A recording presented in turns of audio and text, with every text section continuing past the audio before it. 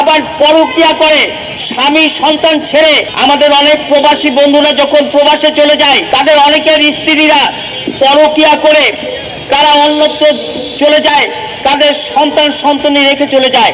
এটি কিন্তু একটি বড় ধরনের একটি সমস্যা। আজকে আমরা অনুরোধ করব যে সমস্ত নারীরা তাদের প্রবাসী স্বামী রেমিটেন্স যোদ্ধারা কষ্ট করে টাকা পাঠায় আর সেই টাকায় বিলাসী জীবন যাপন করে আবার পরকীয়া করে স্বামী সন্তান ছেড়ে অন্য জায়গায় চলে যায়, তাদেরকে স্বাভাবিক আইন না, তাদের জন্য একটি বিশেষ দ্রুত বিচারে আইনে এনে তাদেরকে শাস্তি প্রদান করতে হবে। কারণ কোনো নারী যেন তার স্বামী বিদেশে যাবে, টাকা পাঠাবে, আর এপাশে তার নতুন সুখ শান্তি স্বামীকে রেখে পরকীয়া লিপ্ত হবে। এই আইন কঠোর করলে তাহলে বাংলাদেশে যারা বিদেশে যায় তারা নিশ্চিন্তে যেতে পারে, তারা অত্যন্ত শান্তিতে যেতে পারবে।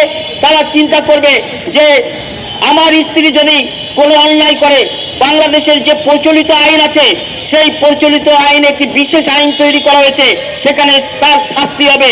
তখন কিন্তু তারা এই ধরনের কর্মকাণ্ড থেকে বিরত থাকবে। আমাদের দেশে যদি আইনের শাসন সঠিক থাকে, আইন যদি সঠিকভাবে প্রয়োগ হয়, তাহলে এই বেআইন কোনোভাবেই করা যায় না। আজকে ফুটপাতে যে দোকানপাট রয়েছে, এই দোকানপাট কিন্তু আইনে নেই।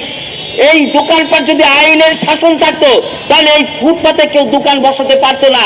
আজকে ফুটপাতে এই দোকান উচ্ছেদ করার সাথে সাথে কেউ বলতে পারতো না আমাকে ঘর হারা, আমাকে সংসার হারা করেছে। আমাদের দেশে আইনের শাসন আমরা কার্যকর করতে চাই না। আমরা আমাদের আইনের কার্যক্রম না করার কারণেই আমাদের দেশে আইনের শাসন নেই এবং বেআইনি কাজগুলো বেশি হয়। তাই আমি অনুরোধ করব, আজকে আপনারা যারা উপস্থিত হয়েছেন, আপনারা আপনাদের জায়গায় আইনের শাসন আগে করুন, আইনকে শ্রদ্ধা করুন, আইনকে মানুন, আইনের প্রতি সম্মান রাখুন এবং আইনের প্রতি যদি আপনি সম্মান রাখেন, আইনকে মানেন,